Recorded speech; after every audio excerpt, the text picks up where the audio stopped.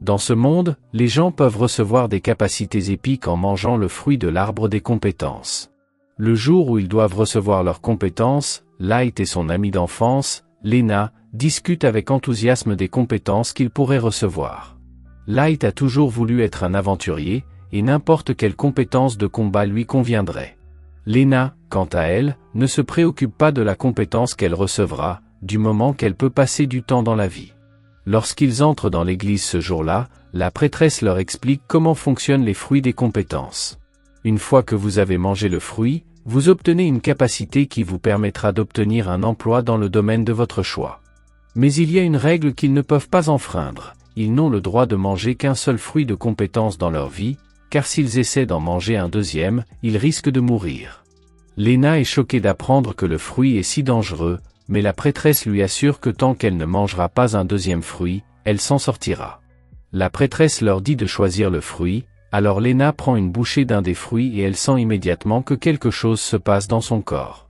Le corps de Lena devient soudain très chaud, et la prêtresse comprend qu'il doit s'agir de la légendaire compétence de maître épéiste, qui est incroyablement rare. Lena est destinée à devenir l'une des plus grandes aventurières du pays. Light est très heureux pour Lena et la félicite pour son extraordinaire talent. Mais c'est maintenant son tour, et il choisit une compétence pour lui-même. Alors qu'il prend une bouchée du fruit et que la compétence se répand dans son corps, il est déçu de découvrir qu'il vient de recevoir la compétence maître des fruits. La prêtresse essaie de le soutenir autant qu'elle le peut, mais Light ne pourra se battre que contre les parasites, comme un fermier. Light est dévasté par l'échec de ses rêves d'aventurier. Le garçon demande à réessayer, mais la prêtresse l'avertit qu'il mourra. Le pauvre garçon doit accepter son destin. 3 mois passent et Light essaie de tirer le meilleur parti de sa situation, en utilisant son rôle de fermier. Il utilise ses pouvoirs pour faire pousser ses propres fruits et légumes afin de pouvoir les vendre en ville. Il se rend en ville, mais comme ses fruits sont petits, il est très peu payé. En rentrant chez lui, il remarque une affiche avec des nouvelles de Lena, qui aurait été promue au rang S. Il décide de s'entraîner tous les jours en répétant les mêmes gestes. Light décide de s'entraîner tous les jours en frappant à plusieurs reprises une souche d'arbre, pensant que s'il arrive à la briser en deux avec son épée, il sera assez fort pour devenir un aventurier. Cependant, son entraînement ne donne aucun résultat et il commence à se demander si Lena se souvient encore de lui. C'est alors qu'une petite fille nommée Ayla s'approche de Light et lui dit qu'elle lui a apporté une tasse d'eau. Elle est orpheline et le chef du village n'a pas voulu s'occuper d'elle, alors il l'a laissée sur le pas de la porte de Light. Un jour, Light a vu que la jeune fille n'avait nulle part où aller et il a décidé de l'accueillir. Il lui dit qu'il a séparé les fruits de la compétence des fruits normaux et qu'Ayla ne doit pas les manger. Mais la jeune fille révèle qu'elle en a mis dans le ragoût qu'ils sont en train de manger. Light se lève, paniqué, et dit que manger un deuxième fruit d'adresse, c'est la mort assurée. Soudain, le corps de Light commence à chauffer et il croit qu'il est sur le point de mourir. À sa grande surprise, il est toujours en vie. À ce moment-là, il est pris d'un mal de tête lancinant et sent la puissance d'une nouvelle capacité se répandre dans son corps. Soudain, Ayla voit des mots flotter devant Light et lit des informations sur sa capacité de seigneur des fruits. En plus de sa capacité à faire pousser des fruits, Light est immunisé contre tous les poisons. Ayla continue de lire les informations sur Light et voit qu'il a maintenant une deuxième capacité, alors elle lui dit qu'il possède une capacité appelée Divine Swordsman, épéiste divin. Cette compétence augmente considérablement la puissance d'attaque de Light lorsqu'il manie une épée, ainsi que sa résistance à la magie. Cela pourrait signifier que son rêve peut enfin devenir réalité. Dans la forêt, Light brandit son épée et, d'un seul coup, coupe la souche de l'arbre en deux, ainsi que celle de l'arbre plus grand qui se trouve derrière. Le lendemain, Light se rend en ville pour aller à la guilde et devenir enfin un aventurier. Il a toujours rêvé de venir ici et la première chose qu'il remarque est le tableau d'affichage rempli de quêtes de primes. Si les aventuriers réussissent une quête, ils peuvent acheter de nouveaux équipements et de la nourriture savoureuse. Mais il veut voir à quel point sa maîtrise de l'épée divine l'aidera au combat et, s'il réussit, il pourra devenir aventurier. Pendant qu'il effectue une mission à la réception, Ayla profite de l'occasion pour utiliser ses compétences afin d'évaluer tous les membres de la guilde.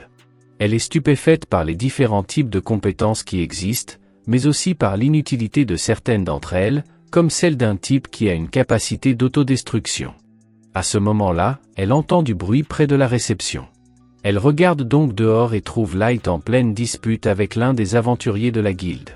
L'homme reconnaît Light comme étant le gars qui vend toujours ses fruits pathétiques au marché, alors il le taquine en lui disant qu'il est un perdant. Light l'ignore complètement et dit à Ayla qu'ils peuvent partir.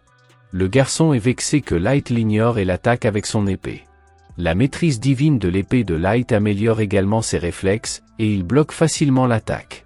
La brute et ses amis quittent la guilde pour partir en mission. Peu après, Light et Ayla se dirigent également vers les plaines rocheuses et Light est très excité car il pourrait enfin voir un monstre en personne. Cet endroit étant dangereux, il demande à Ayla de rester près de lui. Il tombe soudain sur un slim. Light lance un assaut frontal et coupe le slim en deux, brisant accidentellement le sol. Pour terminer la mission, ils doivent découper le slim et apporter les morceaux à la guilde, afin de les échanger contre de l'argent. À ce moment-là, ils entendent quelqu'un crier, se précipitent sur les lieux et découvrent Jean et son groupe attaqués par un énorme ogre. Light les appelle pour leur demander s'ils vont bien et dès que Jean l'aperçoit, elle élabore un plan pour s'échapper. Light prévoit d'attaquer l'ogre car il a besoin de tester les limites de sa nouvelle capacité. Mais Ayla l'avertit que sa maîtrise divine de l'épée n'augmente pas sa défense, ce qui signifie que s'il est touché ne serait-ce qu'une seule fois, il mourra. Light refuse cependant d'abandonner le combat, car il est sur le point de devenir le plus grand aventurier du monde. Light saute dans les airs, alors que l'ogre tente de le frapper, il veut le vaincre pour pouvoir rejoindre Lena et les réunir à nouveau. D'un seul geste, Light coupe l'ogre en deux, tandis que Jean et ses amis observent la scène depuis une colline voisine. Plus tard, la réceptionniste a du mal à croire que Light ait réussi à vaincre un ogre tout seul. Light lui montre la corne de l'ogre et les amis de Jean disent qu'ils ont tout vu et qu'ils peuvent donc garantir que Light dit la vérité. Les amis de Jean remercient Light de les avoir sauvés. Light demande alors s'il s'est passé quelque chose et Jean l'informe que l'équipe de rang S vient de revenir et qu'il s'agit du groupe de rang S que Lena a rejoint. C'est la première fois que Light la voit depuis 3 mois, alors il va la voir et essaie de lui dire bonjour, mais en réponse, Lena lui dit « Je n'ai jamais rencontré cet homme de ma vie », déchirant son cœur en lambeaux. Light est dévasté et n'arrive pas à croire que Lena l'a vraiment oublié après seulement 3 mois. Ayla n'a aucune idée de ce qui ne va pas, alors elle essaie de lui remonter le moral et propose qu'ils aillent manger une pizza ensemble. Light a dépensé beaucoup d'argent pour cette pizza, alors même s'il est contrarié par Lena, il ne va pas la gaspiller. Cependant, il a mangé si vite qu'il finit par s'étouffer, mais heureusement quelqu'un lui tend un verre d'eau. Light lève la tête pour dire merci, mais à sa grande surprise, l'inconnu s'avère être Lena. Il s'apprête à crier son nom, mais Lena lui couvre la bouche et lui dit de se taire, sinon Gélinotte les entendra. Lena ne s'attendait pas à le voir à la guilde, alors Light explique, comme si elle était fière, qu'Ayla et lui sont devenus des aventuriers. Light explique ensuite ce qui s'est passé avec l'incident du fruit de la compétence qui lui a permis d'acquérir une deuxième compétence et Lena semble vraiment heureuse, car cela signifie qu'il peut enfin réaliser son rêve de type. Il demande à Lena comment s'est passé son séjour en tant qu'aventurière de rang, mais à en juger par l'expression de Lena, elle n'a pas l'air de s'être beaucoup amusée. Elle a été forcée de travailler avec un groupe de personnes choisies au hasard par la Sainte Sœur. Elle conseille donc à Light de ne pas s'approcher de la prêtresse s'il veut profiter de son séjour en tant qu'aventurier. Light ne comprend toujours pas ce qu'il y a de si mauvais chez la prêtresse, car il a toujours entendu de bonnes choses à son sujet, mais Lena se souvient d'un incident survenu il y a 2 mois, lorsque leur groupe est entré en collision avec un serpent géant. Les serpents ne craignent pas le feu, alors Groose a ordonné au sorcier d'attaquer le serpent, mais ce dernier est allé trop loin et a mis le feu à une ferme voisine. Lorsque Lena a essayé de lui faire comprendre qu'il fallait arrêter le feu, Groose ne s'est pas soucié de détruire une ferme, car son travail consistait à tuer le serpent. Lena a également essayé d'expliquer la situation à la prêtresse, mais elle s'est montrée encore plus indifférente que Groose. La prêtresse se fiche de savoir combien de propriétés sont détruites ou combien de fermiers sont tués, tant que l'histoire se souvient d'eux comme des héros. La voyant triste, Light l'invitait à le rejoindre avec Ayla, mais Lena a beau vouloir le faire, certaines circonstances l'empêchent de quitter son travail.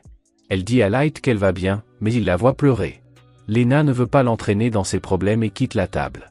Light se rend à la réception pour recevoir sa récompense pour avoir tué l'ogre, 10 000 pièces d'or, ce qui représente plus d'argent qu'il n'en a jamais vu. Mais malgré cela, il n'est pas du tout enthousiaste, il est vraiment inquiet pour Lena, mais il ne peut pas l'aider s'il ne sait pas ce que la prêtresse la force à faire. Ayla lui dit qu'il peut demander personnellement au chef du parti, Groose, puisque la porte de sa chambre est ouverte. Pendant ce temps, Groose est assis avec deux dames et leur raconte des histoires sur ses batailles légendaires. C'est alors que la réceptionniste entre, car elle a quelque chose à dire à Groose au sujet de sa récente mission. Les habitants du village où il a trouvé le grizzly maléfique ont porté plainte contre lui, affirmant que l'attaque par le feu utilisée par le sorcier a provoqué l'assèchement complet de leur réservoir et qu'ils n'ont donc plus d'eau. Groose invente une excuse en disant que certains dommages collatéraux sont inévitables lorsqu'on a affaire à des monstres aussi puissants, mais il aime secrètement causer des ennuis aux faibles parce qu'il pense qu'ils sont inférieurs à lui. Pendant ce temps, Light écoute toute la conversation et est furieuse de ce que le chevalier dégoûtant a dit.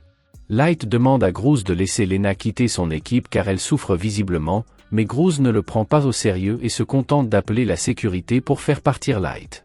Les autres aventuriers l'avertissent que ce n'est pas une bonne idée d'ennuyer Groose. Les guerriers sacrés se rassemblent dans la salle et ont l'intention de se prévaloir de leur grandeur, mais Lena repense à ce que Light lui a dit à propos de son départ de l'équipe, et elle trouve finalement le courage de déclarer à tout le monde qu'elle veut vivre selon son code moral d'aventurière, et que c'est pour cela qu'elle va quitter l'équipe. Mais avant qu'elle ne puisse partir, Groose menace de la tuer pour avoir osé le défier. Lena s'apprête à dégainer son épée pour se défendre, mais elle se rend compte que même avec ses talents d'épéiste, il lui serait impossible de vaincre Groose en combat singulier, et elle est donc contrainte de se soumettre. Groose la laisse alors tomber au sol et commence un discours sur le fait qu'elle devrait persévérer pour le bien de toutes les personnes que leur groupe sauvera à l'avenir. Alors qu'ils quittent la ville, leur chemin est bloqué par Light. Light déclare qu'il est venu chercher son amie et dit à Lena qu'Ayla et lui avaient prévu de partir à la chasse aux monstres et qu'il aimerait qu'elle soit avec eux.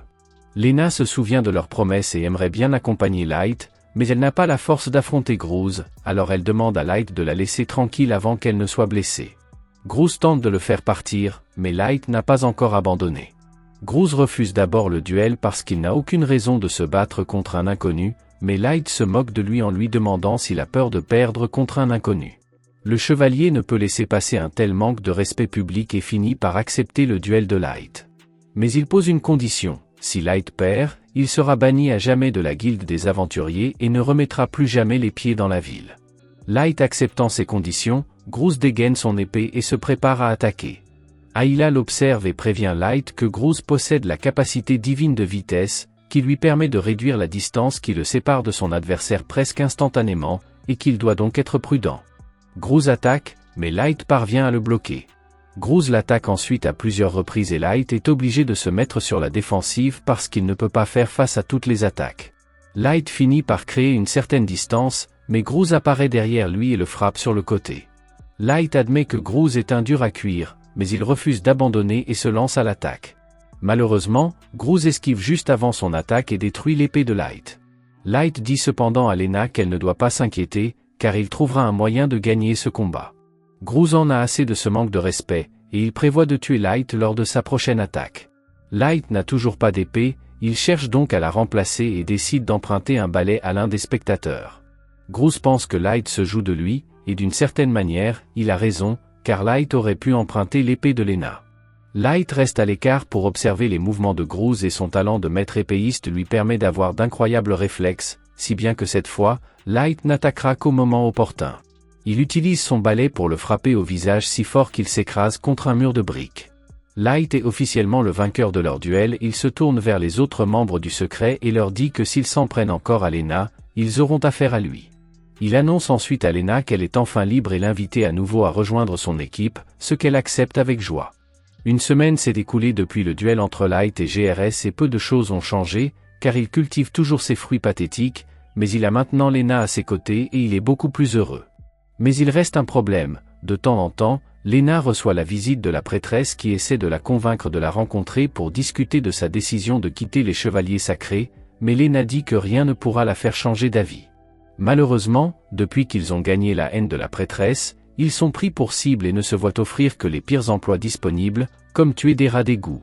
Lena ne semble pas contrariée car cela lui permet d'aider réellement les gens, par exemple en aidant à reconstruire des maisons détruites, en nettoyant des égouts ou en retrouvant un chat disparu.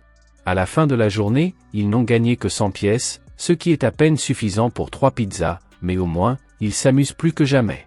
Pendant ce temps, dans la cathédrale, la prêtresse informe son assistant qu'elle a l'intention de donner bientôt un vrai travail au nouveau parti de Lena, mais c'est l'un des travaux les plus difficiles et elle espère que Light sera tué. Si vous voulez le 3e épisode de ce nouvel anime, commentez cette vidéo et abonnez-vous pour ne pas manquer la suite. À la prochaine!